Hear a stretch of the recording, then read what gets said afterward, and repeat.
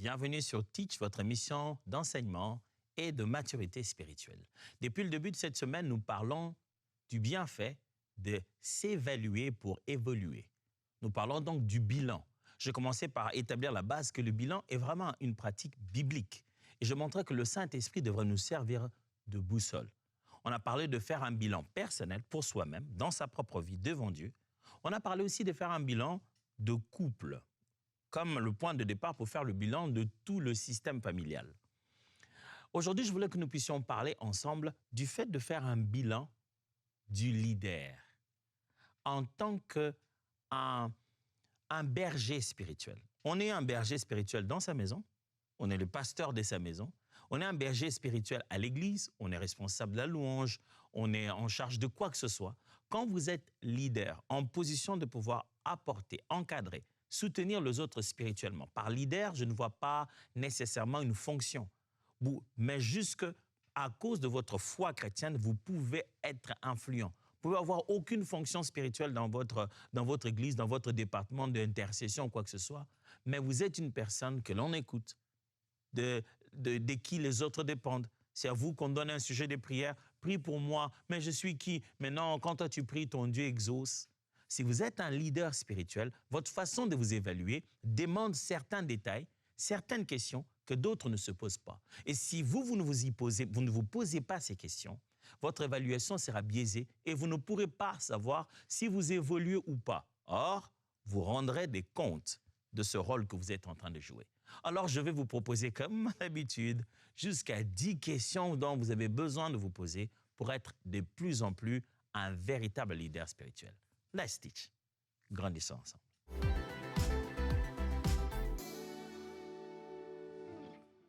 Lorsque l'on fait un bilan d'un leader spirituel, on vise à vérifier le domaine de caractère, de comprendre le sens de notre mission et de se souvenir de l'authenticité de notre appel. La première des choses, ou les premiers des domaines dans lesquels il faudrait aller jeter son regard et regarder de près pour bien évaluer, c'est le domaine justement de l'appel et de l'intégrité. Appel et intégrité. Est-ce que tu t'es appelé toi-même? Tu t'es toi-même cherché des problèmes en te mettant dans cette position d'influence? Tu as juste aimé la fonction et le poste? Tu aimes bien quand les gens t'entourent? Ou bien le Seigneur t'a mis vraiment dans une position où, sans le vouloir, sans le chercher, il a mis sur toi quelque chose dont les autres ont besoin, quelque chose que tu produis aussi. Ce n'est pas juste que les gens te disent que tu en as, mais tu ne vois aucun résultat. Non, tu en as vraiment parce qu'on voit les résultats. Ce domaine-là, si oui ou non tu es authentiquement appelé, il faut en avoir des réponses au fur et à mesure qu'on avance. De fois, on peut être sûr qu'on est appelé à une chose, mais après, les hommes nous font beaucoup d'autres demandes. Il faudrait s'arrêter un moment et se dire, suis-je censé faire tout ça? J'aime bien la réponse que Jésus a donnée à cette personne qui est venue le voir. Il dit, Maître, aide-moi à partager mon héritage avec mon frère ici. Jésus se tourne et dit, qui m'a mis juge de vos problèmes de famille? C'est pas pour ça que je suis venu. En tant que leader spirituel, il faut avoir l'humilité et le bon sens de se dire, ça, ce ne sont pas mes affaires. Ça, ce n'est pas pour ça que Dieu m'a appelé. Vous savez, dans ce monde où nous sommes, les gens peuvent vous culpabiliser en vain par le plaisir de leur cœur de se sentir bien en vous rendant vous mauvais. Ils peuvent vous faire porter un poids dont vous n'aviez pas besoin. Et vraiment, toi, tu connais la parole de Dieu et tu laisses tout le monde comme ça. Écoutez-moi, vous ne sauverez pas l'humanité en allant partout. Jésus, lui, est venu seulement en Israël, visiter quelques villes. Il n'est même pas en Israël allé partout. Il est juste allé des lieux en lieux. Si vous n'évaluez pas très bien le véritable cadre, la circonférence, le circuit, les limites de votre appel, si vous ne savez pas en quoi et pourquoi et où Dieu vous a envoyé et vous a appelé, vous allez perdre le nord. Vous allez vous cracher très, très mal. Évaluez votre appel et évaluez votre degré d'intégrité. J'aime la belle définition de l'intégrité qu'a donnée Billy Graham. Il dit, la réputation, c'est ce que les hommes connaissent de toi. L'intégrité, c'est ce que Dieu et les anges connaissent de toi. Les hommes savent ce que tu as formé comme image en respectant les codes de la société. Mais Dieu connaît les motivations derrière. L'intégrité, c'est ce que tu es à l'intérieur, loin des regards, cet individu-là, en tant que serviteur de Dieu, dans n'importe quel domaine où Dieu vous place. Je ne parle pas ici des personnes avec l'appel du ministère ou des fonctions ecclésiastiques. Je parle ici de ceux qui ont compris que Dieu nous a appelés à être à son service. Vous devenez donc une personne qui influence spirituellement les autres. Par mot leader spirituel, je n'entends pas pasteur nécessairement ou chef de quoi que ce soit. Par mot leader, j'entends le fait que vous ayez pris conscience que votre vie chrétienne est censée être contagieuse, que vous pouvez servir à l'Église et vous servir pour l'Église. Il est important donc que vous puissiez vous poser la question. Ai-je fait de la foi chrétienne juste une profession? Est-ce que je donne l'impression d'être chrétien ou je crois aux choses que j'ai dit aux autres? Est-ce qu'en secret, j'ai fait moi-même ce que je demande aux autres?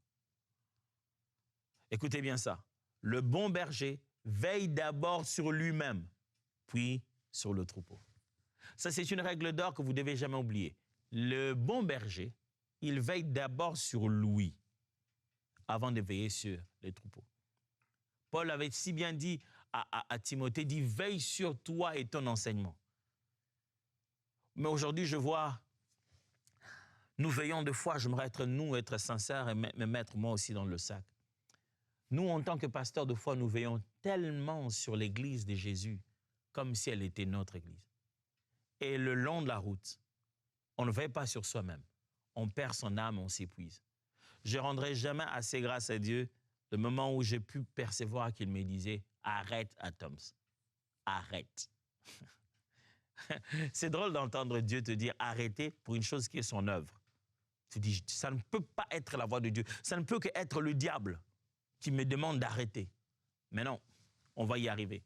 Quand on fait notre évaluation, Dieu nous dit des choses en tant que berger, sur nous-mêmes, qu'on n'était même pas prêt à écouter. Sachez qu'il faut veiller d'abord sur vous, sur la qualité de ce que vous vivez, la personne que vous êtes, avant de veiller sur l'œuvre que vous êtes censé exécuter. Parce que vous êtes le canal que Dieu va utiliser pour cette œuvre. Alors, imaginez-vous un canal qui est censé donner de l'eau, mais qui à l'intérieur est complètement sale. L'eau qui donne finalement est remplie de saleté. Actes des Apôtres, chapitre 20, verset 28. Prenez donc garde à vous-même et à tout le troupeau sur lequel le Saint-Esprit vous a établi évêque, pour paître l'Église du Seigneur qu'il s'est acquise par son propre sang. Ah oui, je sais, surtout les pasteurs. Ils ont cette conscience. L'Église, c'est l'Église du Seigneur. Il a payé un grand prix pour ça. Je dois travailler dur. Je ne peux pas laisser. L'œuvre ici, c'est l'œuvre de Dieu. Jésus est mort à la croix pour ça. Mais vous avez entendu la suite logique de ces phrases? Je vais répondre. Prenez donc garde à vous-même et à tout le troupeau sur lequel le Saint-Esprit vous a établi évêque. Mais prenez garde à qui d'abord dans la liste? À vous-même. Psaume 78, verset 72. Psaume 78, verset 72. 78, 72. Et David les dirigea avec un cœur intègre et les conduisit avec des mains intelligentes. On décrit David. On dit, il dirigea le peuple de Dieu avec un cœur intègre. Vous voyez ça? On regarde chaque fois ce qu'il avait en lui en tant que valeur pour voir les faits qu'il a saillis sur son leadership. Cœur intègre, main intelligente. J'ai une question pour vous déjà à ce niveau. Êtes-vous vraiment appelé ou vous êtes fabriqué un appel? Vous êtes là parce que les amis se sont dit, ce serait bien d'aller à l'intercession. Et moi, j'ai toujours voulu faire le protocole. Vous êtes au bon endroit. Est-ce que vous êtes là où Dieu vous a appelé?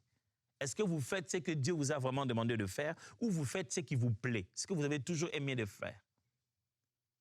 Et quand vous le faites, est-ce que vous êtes le même en secret et en public? Est-ce que vous vivez vous-même avant de le communiquer à qui que ce soit? Deuxième domaine dans lequel il faut jeter un coup d'œil bien précis lorsqu'on veut s'évaluer en tant que leader spirituel. Rythme et repos. Le jour où je me suis arrêté à ça, j'ai vu combien j'étais un piètre serviteur de Dieu. Un ami à moi, Catherine, vient de sortir un livre merveilleux qu'elle appelait « Oser ralentir ». Le but, c'est d'apprendre à se reposer. Elle parle du bien fondé du sabbat, un merveilleux livre, vous devez lire. Et surtout, un serviteur de Dieu doit vraiment lire ce livre-là. J'aurais eu envie de lire ce livre avant même que j'ai compris que je devais commencer mon année sabbatique. Mais dès qu'on entre au service de Dieu, on devient tellement drogué par le service qu'on oublie que c'est nous le culte vivant. Si un domaine qu'un leader spirituel doit évaluer très bien, comme bilan, après année, mois après mois, c'est son rythme de travail et son rythme de repos. La vie, c'est comme la musique. Quand on chante pas le long, de bout en bout. Il y a des petits moments de pause. Et vous devez en avoir. Moi, j'en avais pas. J'ai progressivement commencé dans ma vie à trouver la place du repos. Et comment j'ai appris chaque fois au sujet du repos? Parce que j'étais esquinté, épuisé, fatigué, complètement épuisé. Je me suis dit, est-ce que je suis obligé chaque fois de me sentir comme ça à la fin de la journée, à la fin de chaque mois, à la fin de chaque séminaire? Je dis non, pas du tout. Tu n'es pas obligé, c'est toi-même qui aime ça. Ça veut, au bout d'un moment, on aime être si occupé qu'on oublie pourquoi on était occupé. On commence à prendre plaisir à s'occuper, à faire tout le temps, toutes nos occupations, et on oublie pourquoi on était autant occupé. Rythme et repos. Le sabbat est un acte de foi, pas un luxe. Le sabbat, mes amis, est un acte de foi, pas un luxe. Le jour où je me suis décidé de commencer à reprendre, à faire un temps sabbatique, ma famille et moi, on a eu une conversation, ma femme et moi, je me suis dit, oh Seigneur, si on avait continué notre rythme de vie, on n'allait jamais avoir cette conversation. Et Dieu seul sait combien on en avait besoin. Quand on a mis notre année sabbatique, j'ai vu, elle et moi, nous avons vu des choses et nos enfants ont dit, oh, si on n'avait pas eu notre année sabbatique, on n'allait pas suffisamment regarder cette chose. Et cette tare allait se manifester un peu plus tard dans la vie de nos enfants. Et on serait complètement dans la honte. On allait dire à Dieu, Seigneur, tu m'as abandonné. Or, nous, on a mal travaillé. Le sabbat est un acte de foi. Quand Dieu a institué le sabbat, et surtout pour la manne, quand la manne arrivait, comment il fallait respecter le sabbat, la Bible dit, Dieu leur demandait de prendre une double portion. Il en descendait une double portion à la veille de sabbat, pour qu'au jour du sabbat, ils puissent vraiment se reposer et ne pas travailler. Croyez-moi, vous ne ferez pas mieux l'œuvre de Dieu que lui-même. Croyez-moi, Dieu a quelqu'un d'autre pour vous remplacer. Vous n'êtes pas irremplaçable. Ma femme m'avait appris à me dire, tu sais, il y a un pasteur qui te seconde. Hein? Tu as des pasteurs exécutifs, des pasteurs assistants, des pasteurs associés. Mais il n'y a pas de maris assistants. Rien que l'idée elle-même, je n'arrivais pas à la concevoir. Mais dit, tes enfants n'ont pas de papa assistant et moi, je n'ai pas de mari assistant. Ça a ouvert mes yeux. Marc chapitre 6, verset 31 dit ceci. Jésus leur dit, « Venez à l'écart dans un lieu désert et reposez-vous un peu. » Mes amis, c'est Jésus. Car il y avait beaucoup d'allants et de venants et ils n'avaient même pas le temps de manger. Combien de fois les gens dans les ministères prennent plaisir à dire, « Je n'ai même pas le temps de manger, je suis tellement occupé. » Pas seulement dans le ministère, à l'église, parce qu'être leader spirituel, ce n'est pas qu'à l'église. Vous pouvez être dans un travail séculier, mais là-bas, le Seigneur vous a placé dans une position de pouvoir influencer les gens. Ne trouvez pas ça comme un sujet de joie, de dire oh, « je suis tellement débordé, vraiment, il y avait des âmes, il y avait des gens pour qui prier, je n'avais même pas le temps de manger. » Ah bon? Savez-vous ce que Dieu a fait avec Élie quand il était tellement épuisé, fatigué, il venait de faire descendre le feu? Vous savez ce que Dieu lui a envoyé du haut des cieux? Pas une huile d'onction, hein? Un pain chaud avec une cruche d'eau. Dieu Tout-Puissant lui a envoyé à manger. Mes amis, si Dieu nous envoie à manger, ce qui est manger, ce n'est pas n'importe quoi. Vous ne devez pas vous réjouir de ne pas savoir manger. Aujourd'hui, c'est devenu carrément une valeur de quelqu'un de concentré. C'est quelqu'un qui ne mange pas beaucoup. Il ne s'agit pas de manger beaucoup, il s'agit de bien manger. Il s'agit de se réjouir du repas. Aujourd'hui, les gens ne savent pas se réjouir, surtout des serviteurs de Dieu, des leaders spirituels. Ils ne savent pas se réjouir du repas. Ils mangent pour clôturer la journée ou pour débuter la journée. Ils ne savent même pas savourer le repas. Moi, l'une des choses que je fais quand je voyage, c'est tenter de manger autre chose. Sortir de ma cuisine. Goûter autre chose que je n'ai jamais goûté. Mais vous voulez bien évaluer votre vie en tant que leader spirituel. Regardez votre rythme, votre repos. Avec le temps, aujourd'hui, je peux vous prédire. Je peux dire, celui-là, bientôt, il va commettre des bêtises énormes parce que le rythme qu'il a n'est pas bon. Exode chapitre 20, versets 8 à 10. Souviens-toi du jour du repos pour le sanctifier. Tu travailleras 6 jours et tu feras tout ton ouvrage. Mais le 7e jour est le jour du repos de l'Éternel, ton Dieu. Tu ne feras aucun ouvrage, ni toi, ni ton fils, ni ta fille, ni ton serviteur, ni ta servante, ni ton bétail, ni l'étranger qui est dans tes portes. Ça, c'est le jour où Dieu établit le sabbat. J'ai eu toujours l'habitude de dire à la plupart de mes collaborateurs, de frères et sœurs avec qui nous servons le Seigneur, ne faites pas de dimanche votre jour de travail. Moi, je suis pasteur. Dimanche, c'est aussi mon jour de travail et des services. Mais on a 3 cultes. Et vous me donnez un même modérateur, une même chorale. Tous les serviteurs passent 3 cultes. Donc de 7 heures à 15 heures, en train de servir à l'église et le lendemain, ils vont au boulot. Non. Le lendemain, le lundi, moi, en tant que pasteur, j'ai repos. Je récupère ça comme mon sabbat. Mes jours commencent donc de ce lundi-là jusqu'à l'autre lundi. Mais vous, le lundi, vous allez partir à votre travail. Et le samedi, le dimanche qui était considéré pour vous comme jour de repos, vous ne vous êtes pas reposé. Au lieu de venir rendre culte à Dieu, vous êtes transformé à 100% durant toute la journée en serviteur à temps plein. Pendant que dans cette même église, il y a autant de conducteurs de louanges, autant de personnes pour chanter, autant de personnes pour servir. Vous n'êtes pas obligé de faire ça tous les dimanches durant toute l'année, pendant que vous n'en avez pas l'appel et l'obligation. Et même quand vous en avez l'appel et l'obligation, vous êtes nombreux. C'est pourquoi Dieu nous a envoyé, Jésus a envoyé les disciples 2 à 2, pour que le poids ne repose pas sur une seule personne. Quel est votre plan de repos? Comment vous vous reposez? Est-ce que vous avez prévu des jours de voyage, des jours de repos, des jours où vous n'allez nulle part, des moments où vous ne bougez pas? Est-ce que dans votre calendrier, il y a des temps de repos? J'ai appris à faire un congé sabbatique, mais j'ai appris aussi à intégrer le sabbat dans l'année, dans les mois et dans la semaine, petit à petit. Le sabbat, c'est un temps que l'on passe avec sa famille, avec soi-même. On rend gloire à Dieu et on jouit de la vie qu'il nous a donnée. En tant que serviteur de Dieu, posez-vous cette question dans ce domaine-là.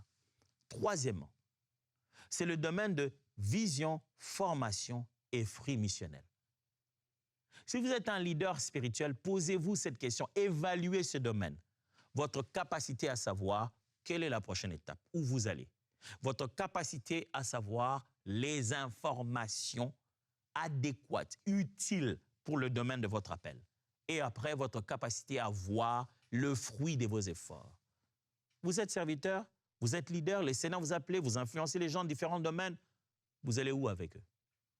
Oh non, on veut juste faire un ministère, on va juste prier. Pour aller où? Il doit avoir une direction.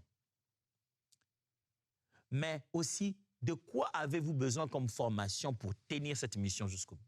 Il y a des choses à apprendre. Pas pêle-mêle, vous devez faire une véritable liste de choses que vous devez apprendre. Avez-vous appris quelque chose de plus qui vous permettrait de mieux servir dans votre appel? Ou alors, quels sont vos fruits? Vous avez commencé, vous avez fait des réunions, oui, mais où sont les fruits? Quels étaient les indicateurs? Qu'est-ce que vous cherchez à faire? Qu'est-ce qui s'est fait? Pas comment vous vous êtes senti, mais qu'est-ce qui s'est fait? Éphésiens 4, 11 à 12. Et il a donné les uns comme apôtres, les autres comme prophètes, les autres comme évangélistes, les autres comme pasteurs et docteurs, pour les perfectionnements des saints, en vue de l'œuvre du ministère et de l'édification du corps de Christ. Il a donné plusieurs ministères, mais avec un but. Des fruits doivent être vus. Matthieu 28, 19 à 20. L'ordre suprême. C'est là qu'il nous rappelle. Matthieu chapitre 28, versets 19 à 20. Allez, faites de toutes les nations des disciples, les baptisant au nom du Père et du Fils et du Saint-Esprit, et enseignez-leur à observer tout ce que je vous ai prescrit. Et voici, je suis avec vous tous les jours jusqu'à la fin du monde. C'est ça. Il faut une vision claire, une formation et des fruits. Faites d'eux des disciples, formez-les et améliorez leur façon de travailler. Il est temps des 10 questions de bilan. Depuis le début de cette semaine, à chaque fois, j'arrive à un moment où je donne 10 questions pratiques à poser pour faire un bilan, des questions de réflexion pour évaluer où est-ce qu'on en est. Et là, on s'évalue en tant que leader spirituel. Et par le mot leader, je ne dis pas responsable nécessairement d'une église ou d'une activité ministérielle ou d'un département dans une église. Je parle d'une personne qui prend conscience qu'elle doit servir Dieu et qu'elle sert Dieu où elle va, au travail, à l'église, où que ce soit, Dieu t'a placé en position d'influencer les autres. Voici les 10 questions que tu dois te poser pour t'évaluer. 1. Comment va ma vie cachée avec Dieu? Sans micro, sans podium, sans Zoom, sans groupe WhatsApp. Comment va ma vie cachée avec Dieu? La vie où personne ne me voit. La vie où je ne prie pas parce que c'est une prière collective. La vie où je ne jeûne pas parce que tout le monde jeûne. Quand je n'ai aucune responsabilité, aucun devoir à accomplir. Et si je n'avais aucun devoir à accomplir, cette vie-là, comment va-t-elle? Deuxièmement, où mon caractère a-t-il rattrapé ou limité mon charisme? Dans quel domaine de ma vie un manque de caractère ou un avantage de caractère ou simplement la façon dont je suis? Dans quel domaine de ma vie mon caractère a soit aidé mon ministère à évoluer ou alors le manque de caractère m'a fait souffrir? Où mon caractère a-t-il rattrapé ou limité mon charisme? J'avais des charismes, j'ai des dons, j'ai des capacités surnaturelles. Dieu même se manifeste, je peux prêcher, faire des miracles, accomplir des choses avec Dieu. Je peux prier pour les malades, ils sont guéris, les seigneurs m'exaucent. Mais dans quel domaine ce charisme-là s'est senti limité? Parce que j'ai manqué le caractère approprié. Dans quel domaine un mauvais caractère que j'ai caché a rattrapé ces charismes? Prophète, oui, mais faible avec les relations de sexe opposé. Prophétise bien des messages de Dieu, mais après, il envoie des messages à toutes ces filles-là sur des rendez-vous secrets. Elle dit bien les choses qui viennent de Dieu, alléluia, remplies, mais après, tellement remplie de désirs du monde que demain, c'est achète-moi, donne-moi. Où est-ce qu'un caractère a rattrapé le charisme? Est-ce qu'il y a cet équilibre? Est-ce que ton caractère est suffisamment grand pour que ton charisme se pose dessus et trouve racine? Troisième question. Est-ce que je délègue et forme de relais? Le ministère, ce n'est pas une course à 100 mètres, mais dit toujours l'apôtre Dallo. Le ministère, ce n'est pas une course de vitesse à 100 mètres. Le ministère, c'est un marathon. C'est une longue course. Et des fois, dit c'est une course au relais. Tu fais ta part, tu donnes. Et nous sommes entourés d'une nuée de témoins. Je fais ma part dans l'équipe. Je cours le maximum de ce que je peux courir. Et je cours à côté de quelqu'un pendant un moment et lui prend la vitesse. Il va. Et je m'arrête de là où je suis en train de regarder, marchant petit à petit, le voyant lui aller avec le relais. Si tu es réellement appelé par Dieu, Dieu attend de toi de faire des choses, tu dois te poser cette question. Est-ce que je délègue? Est-ce que je forme les gens pour prendre le relais? Celui qui ne sait pas former les autres à faire demain ce qu'il fait dans le ministère vit dans l'insécurité. Il veut nous faire croire qu'il a un produit si unique qu'après lui, Dieu n'a pas le choix. Si, chacun de nous est unique, mais la mission, elle est continuelle. Les jambes sont à toi, les mains sont à toi, le parcours que tu vas faire est à toi, mais le relais est partagé. Pose-toi la question, est-ce que je me multiplie? Si je ne le fais pas moi, si ce n'est pas moi qui dirige la prière Zoom, qui dirige? Est-ce que je lui ai appris comment le faire? 4. Quelle dernière décision difficile ai-je prise par obéissance? En tant que serviteur de Dieu, en tant que leader spirituel, tu dois te poser cette question. Quelle dernière décision ai-je prise? Décision difficile, la plus récente, que j'ai prise par obéissance. Quelle est la dernière fois où mon cœur s'est senti en douleur en disant « Ah, je n'aurais pas voulu, il faut que j'obéisse ». C'est important. C'est cette partie de notre cœur, c'est elle qui nous rappelle que nous ne travaillons pas à notre propre compte, que nous ne faisons pas que ce que nous voulons.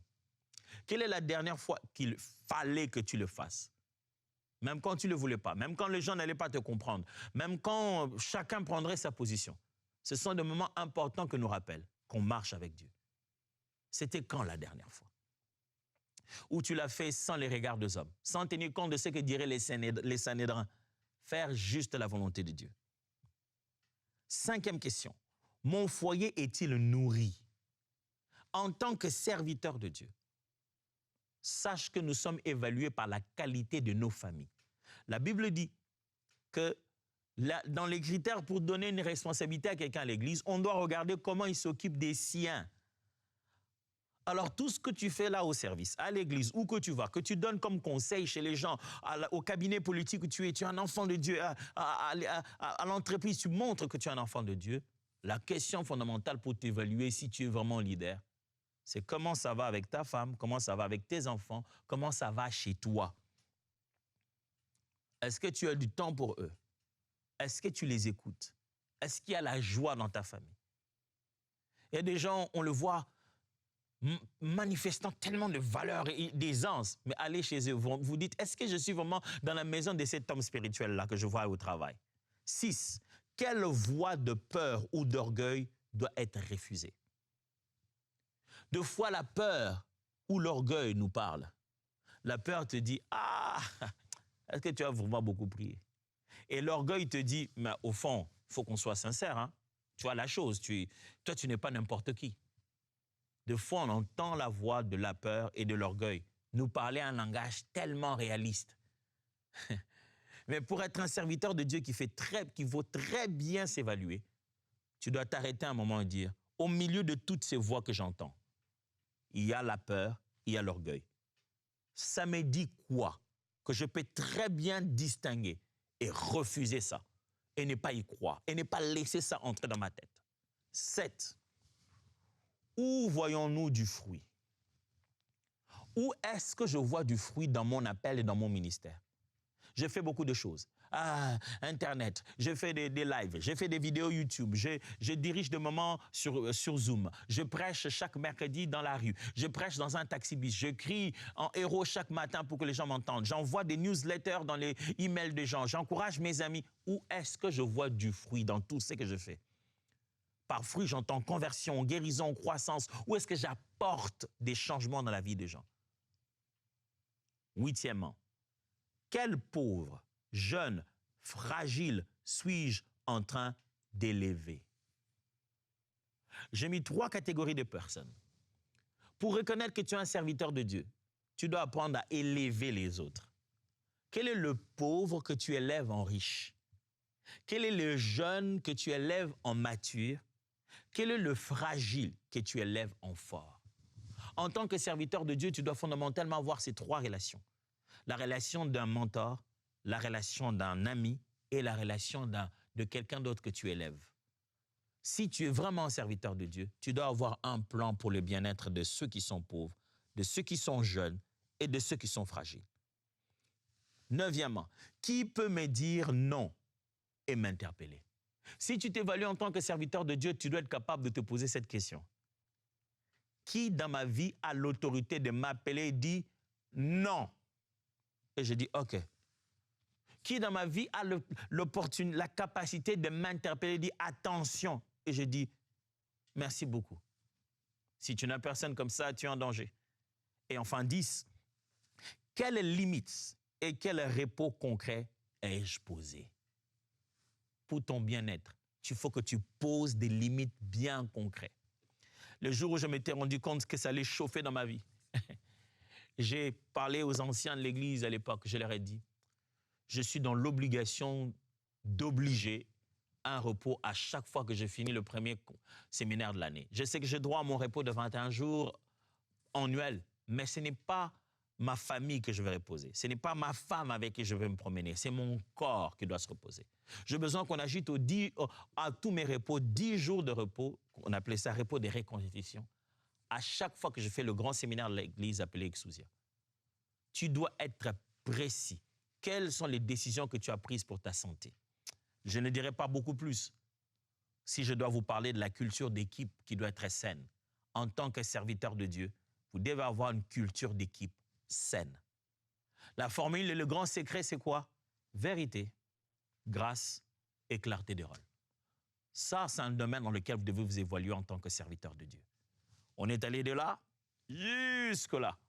on a tout couvert. Il est temps que tu deviennes un serviteur sur qui Dieu peut compter. Moi, est-ce que je peux compter pour toi, sur toi pour demain? Demain, on va se voir. Dieu te bénisse.